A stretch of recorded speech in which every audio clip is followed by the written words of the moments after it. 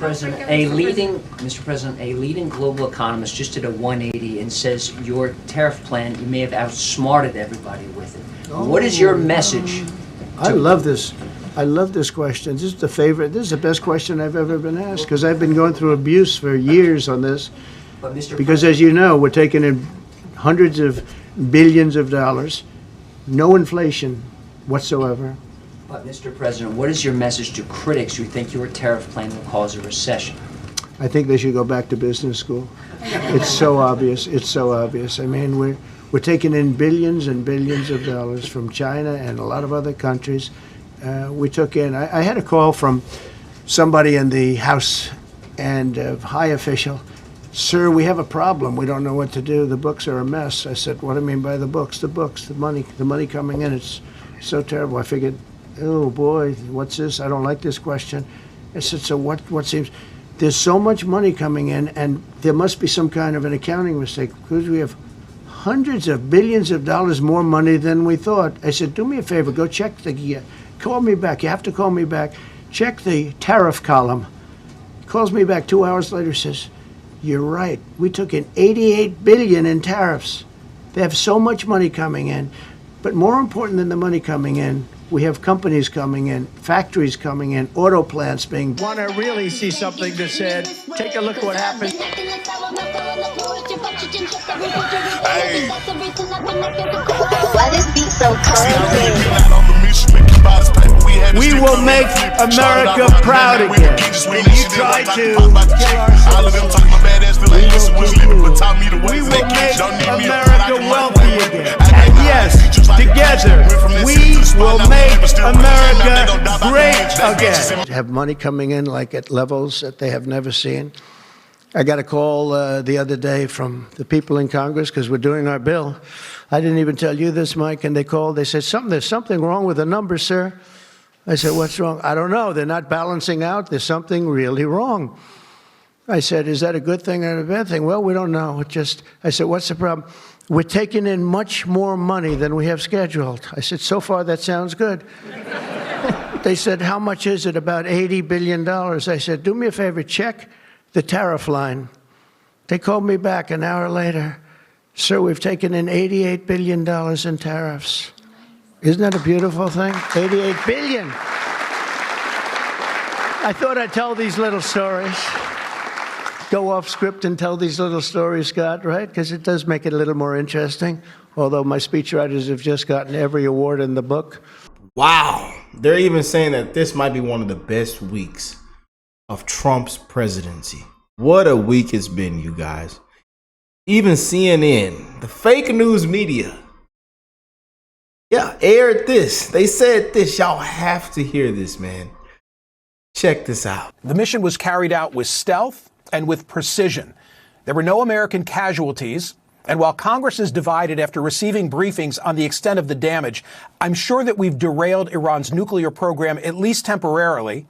And there's some valuable deterrent effect for America's adversaries who witnessed last week's exercise. Then, last Tuesday, President Trump left the White House en route to Europe. At the time, there was a question as to whether Israel and Iran would honor a ceasefire. That caused the president to offer the most unfiltered, non-controversial, direct words that I can recall anybody ever saying about the Middle East. We basically have two countries that have been fighting so long and so hard that they don't know what the they're doing. Do you understand that? Cut to The Hague, where he arrived for NATO meetings and was able to wrangle an agreement from our allies to more than double their defense spending target from 2% of gross domestic product to 5% by 2035. Also, while at NATO, in a press availability, he did something rare for Trump and I found rewarding. He showed empathy. It came in an exchange with a Ukrainian journalist who said that her husband was a soldier. She asked whether the U.S. would supply her country with Patriot missiles. Are you living yourself now in Ukraine? My husband is there. Wow. And I can see you it's amazing. And me with the kids, I'm in Warsaw actually, because he wanted me to be. Is your husband a soldier? No? He is. He's there now. They do want to have the anti-missile missiles, okay, as they call them, the Patriots. and we're going to see if we can make some available. I wish you a lot of luck. I mean, I can see it's very upsetting to you. So say hello to your husband, okay?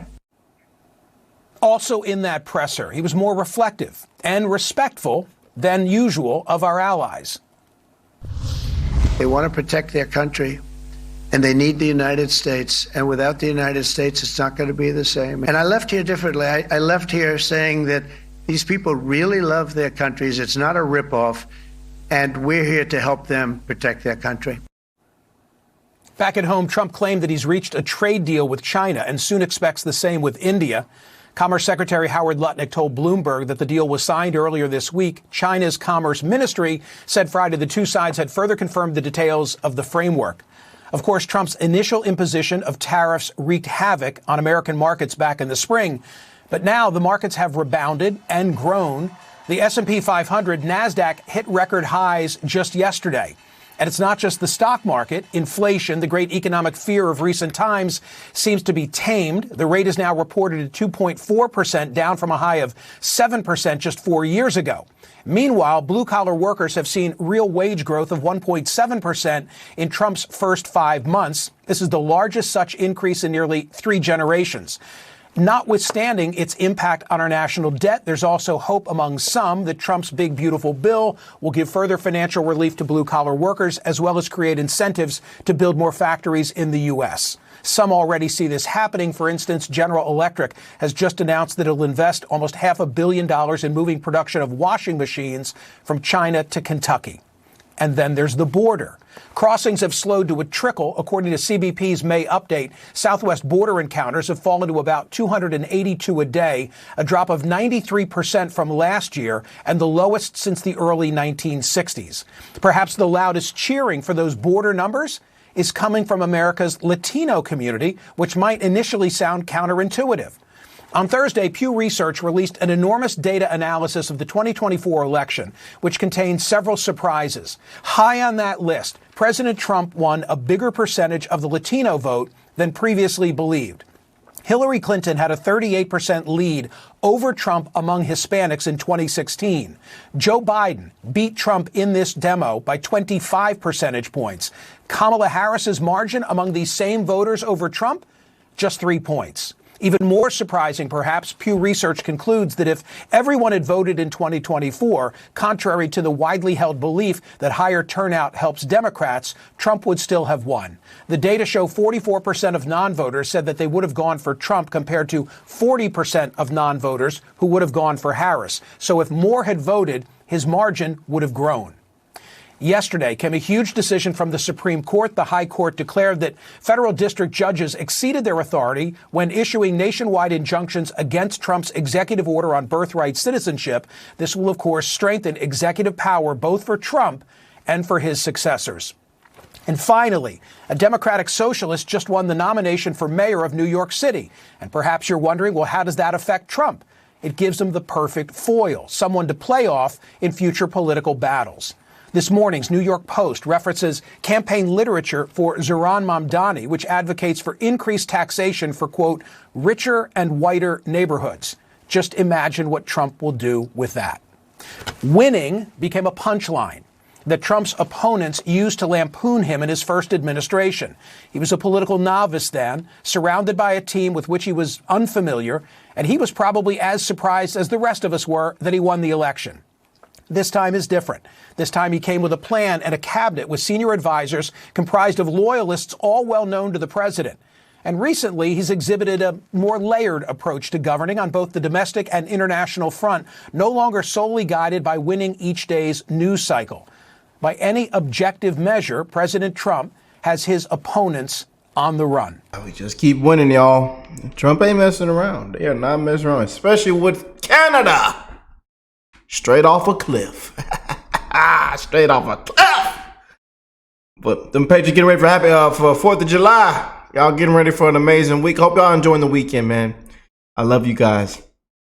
And I hope everybody that's tuned in right now that you are blessed, well, and healthy. You know, but as you can see, big things are happening. Big wins, you know. Ad revenues coming in. They say, sir, wait a minute. We have an emergency. Wait, sir, this is huge.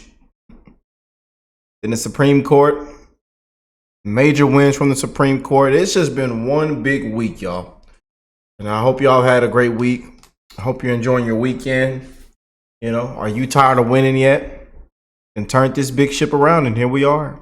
You know, and all I can say, they ought to just fall in line. Daddy's home. Daddy's home. New sheriff in town. Look at the stepdaddy behind him. The stepdaddy is working with the biological father. And I told you, when we got out of line as kids, this, I'm telling you, rest in peace to Rick Sr. Love to mama.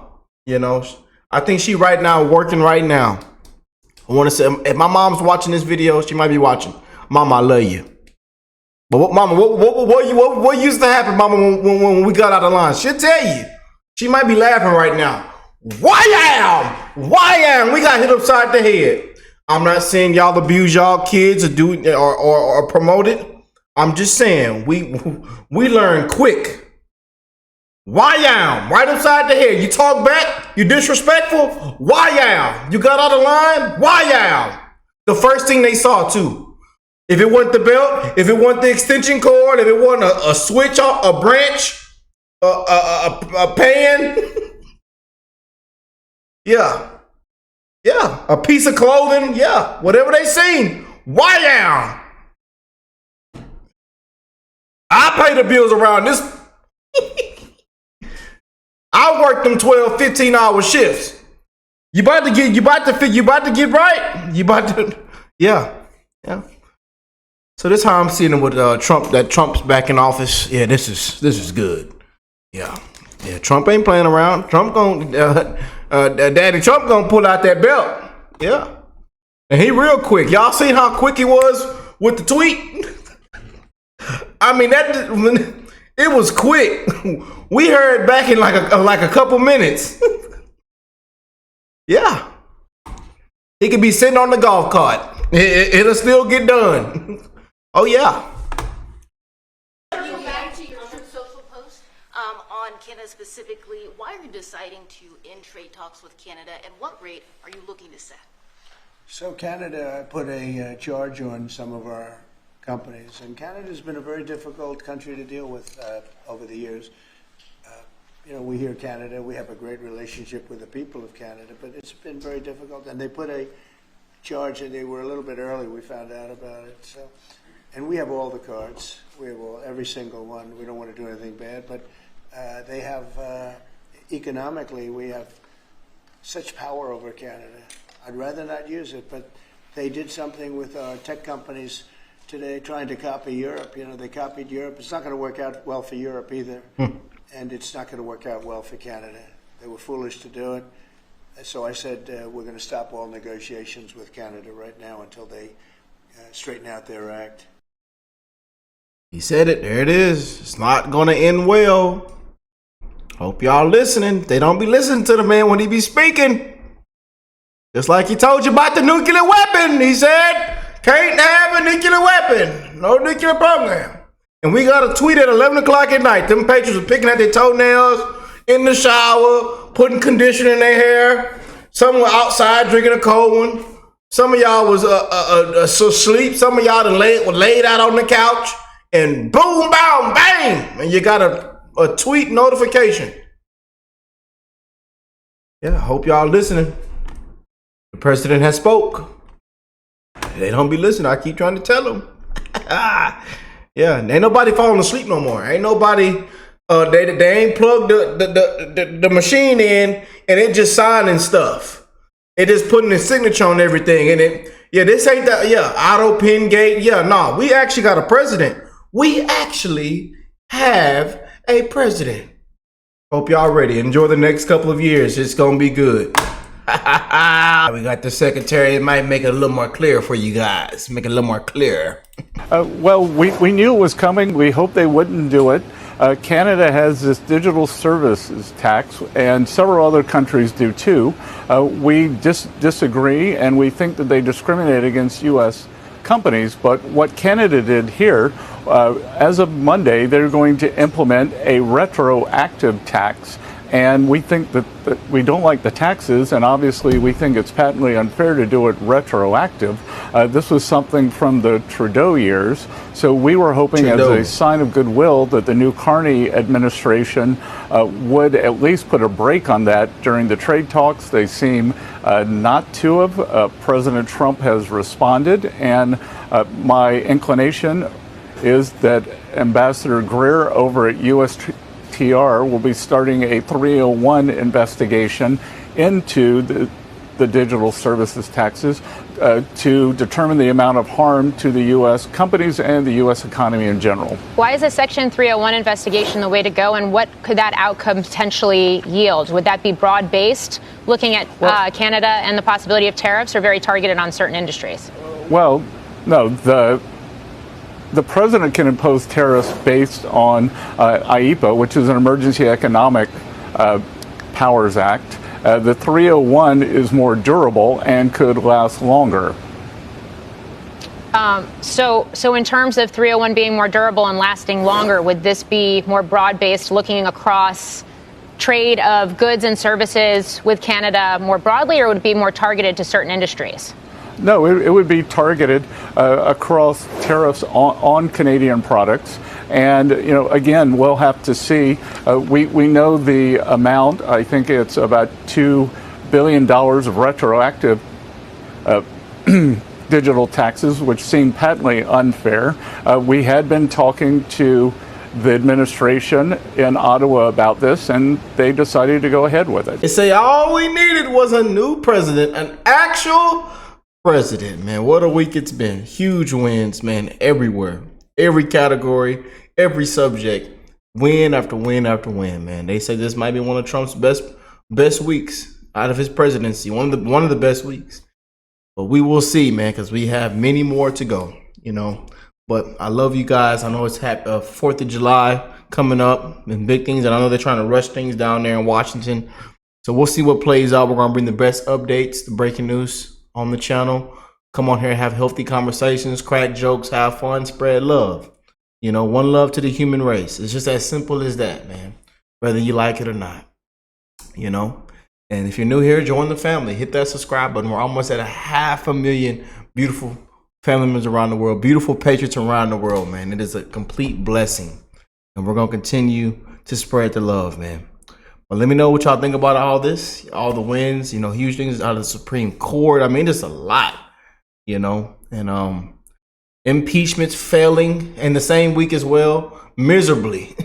Trump has broken the Democrat Party, and here we are.